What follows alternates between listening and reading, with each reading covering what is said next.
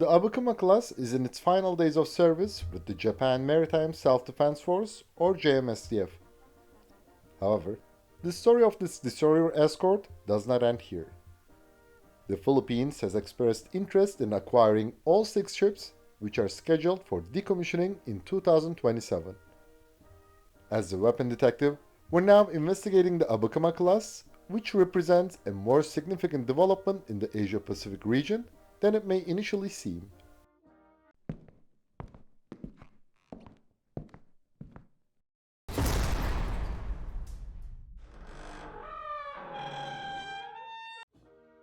In terms of combat capability, the Abukuma-class may be the least significant major surface combatant in the JMSDF.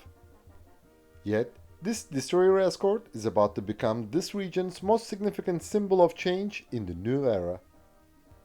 Many have overlooked the 6 ships of the class, leading to frequent inaccuracies in general information about them, even in the most trusted sources. In the early 1980s, the JMSDF began planning the replacement of the aging Isuzu and Chikugo-class destroyer escorts. In 1983, Japan considered building 3 1,600-ton vessels, an advanced version of the Yubari class. These ships would use only gas turbine propulsion to reduce acoustic signature and feature a long forecastle type hull for improved seakeeping. The JMSDF also planned to acquire Hatakaze and Asagiri-class destroyers, which strained the budget. As a result, Tokyo postponed the new destroyer escort project. By 1985, after further evaluating the Yubari class, the JMSDF required new capabilities for the next vessel, including the OYQ-5 combat management system and a point defense surface-to-air missile system. These changes meant increasing the displacement to 2,200 tons. The Japan Self-Defense Force Chief of Staff did not approve these requirements, as they would make the new vessel comparable to a standard multi-purpose destroyer and undermine the destroyer escort concept. Consequently, the standard displacement was set at 1,900 tons, with ram close-in air defense missiles to be fitted later. In 1986, Tokyo finally approved funding for 2 ships. During design, Japanese engineers significantly improved living conditions compared to the Isuzu, Chikugo, and Yubari classes, which increased displacement to 2,050 tons. The first of the class, JDS Abukuma, was laid down on March 17, 1988, launched on December 21, 1988, and commissioned on December 12, 1989. Japan initially planned to build 11 ships, but stopped after 6 in favor of the Hatsuyuki-class destroyers. The final, JDS Chikuma, joined the fleet in 1993. Please note that the early JMSDF ships used the prefix JDS. In 2008, this changed to JS. We will use JS from now on. The overall hull design of the Abukuma class is similar to that of the Asagiri class, with a long forecastle, a full upper deck resembling a wave-blocking deck, and a clipper-type bow. The sides are angled at about 7 degrees. Some sources claim that this was JMSDF's first stealth warship, but the true purpose was to reduce underwater resistance and preserve internal volume.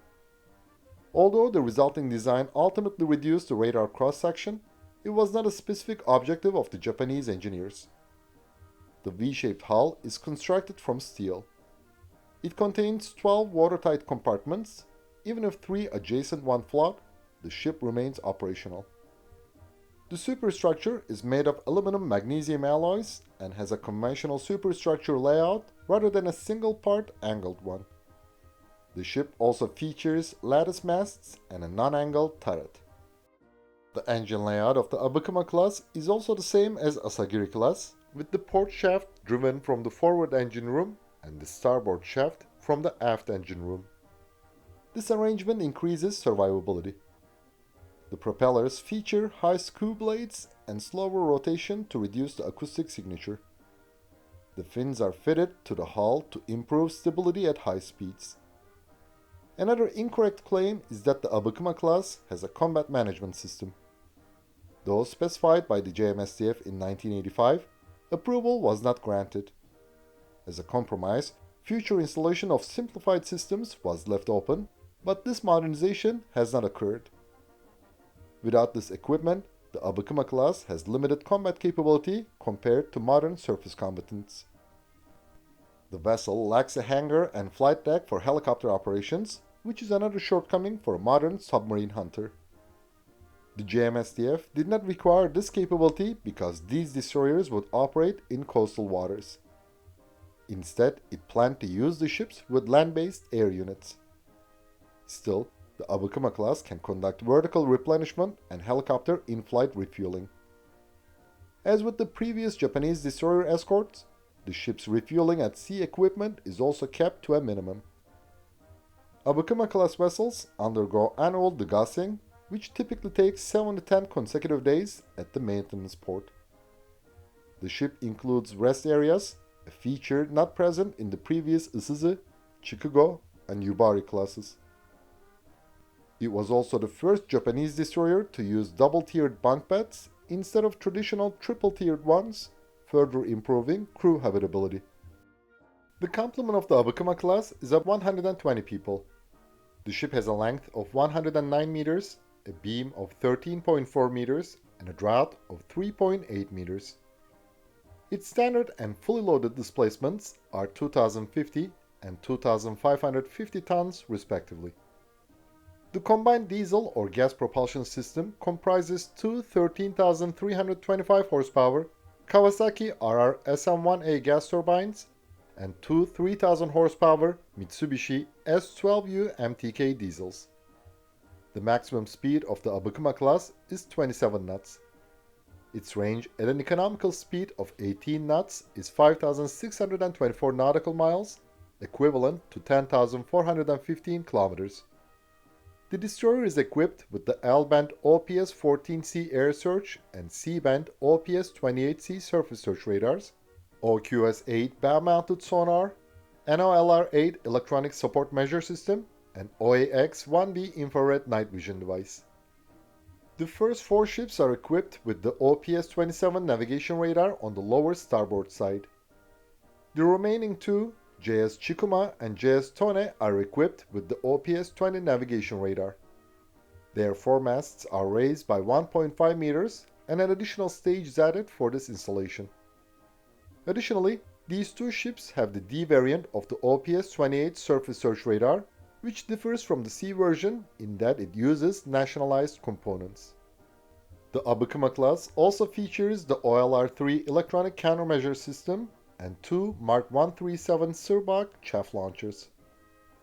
The initial plan to later equip the ship with a towed sonar was never realized. The Abukuma class can carry up to 8 RGM-84 Harpoons. The missile is equipped with a 222 kg semi-armored piercing warhead, has a range of 124 km, and achieves a maximum speed of Mach 0.86. The destroyer is equipped with a 76mm 62 caliber Compatto bow gun, offering a range of 16 km and a rate of fire of 85 rounds per minute. It is coupled with the X-band FCS-222C fire control radar, which can detect a target with a 1 square meter radar cross-section at distances up to 30 km and at altitudes up to 15,000 meters. The Abukuma class features a 20mm 6-barrel Mark 15 Phalanx close-in weapon system mounted at the aft with a firing rate of 4,500 rounds per minute and an effective range of approximately 1,500 meters. The ship is equipped with a Type 74 octuple launcher, the Japanese version of the US Mark 112, which deploys RUR-5 ASROC torpedo carrying anti-submarine warfare missiles with a range of 10 kilometers. The destroyer escort does not carry reload missiles. The Abukuma class is fitted with two triple 324mm HOS 301 torpedo tubes, the Japanese version of the US Mark 32. They can launch the Mark 46 Mode 5 torpedo, which has a range of 9.25 kilometers and a speed of 45 knots. The ship is also equipped with two manually operated 12.7mm machine guns. The initial plan was to equip the ship with the ram close-in air defense missile system at a later stage between the 76mm Compatto gun and the bridge, but it was never realized. During their service, the Abukuma-class destroyers have inspected suspicious vessels, monitored Russian and Chinese ships, and taken part in multinational exercises, humanitarian missions, and port visits.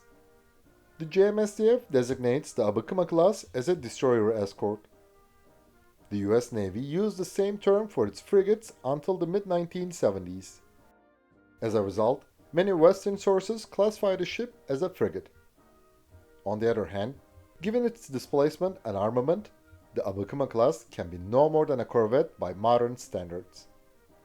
From our perspective, the absence of a combat management system makes it no more than a well-armed patrol vessel.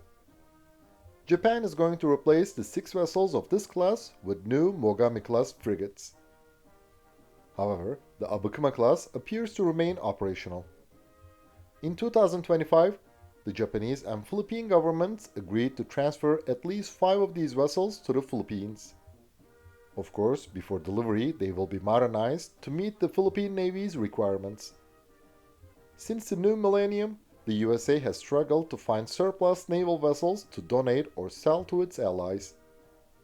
In the last decade, this crisis has reached its peak. A country in the critical Asia-Pacific region cannot acquire second-hand major US surface combatants as none are available. Even if Washington agrees to sell the RUR-class Aegis destroyers, they are too expensive and exceed the operational needs of many regional nations, including the Philippines. Furthermore, US shipyards cannot deliver the destroyer soon either. Acquiring a new US frigate may not be practical due to the high cost, the lack of a vertical launch system or sonar, and delayed delivery timelines. Which country really wants to acquire the vessels of the ill-fated littoral combat ship program, which the US Navy already wants to get rid of? Japan's decision to sell its old surface combatants addresses an important need. It has many vessels across a wide range that are about to be retired. The region's nations need new ships to counter China's rising naval power. They need them fast. It is the best interim solution until the newly ordered vessels are built and delivered. In April 2026, Japan changed its arms export policy, breaking from post-Second World War pacifism and allowing it to sell weapons to more than a dozen countries. Until this change, Japan's laws allowed military equipment exports only in 5 categories: rescue, transport, early warning, surveillance, and minesweeping. Nonetheless, the ban on arms sales to countries involved in conflict will continue, except for those with defense pacts with Japan. The current situation is ideal for this. Washington no longer wants to limit Japan's military capabilities. On the contrary, it is eager to increase them. Many countries' bad memories of the Japanese occupation during the Second World War have almost faded. Today, these nations view a strong Japan as essential to countering China. Sanae Takaichi appears to share this perspective.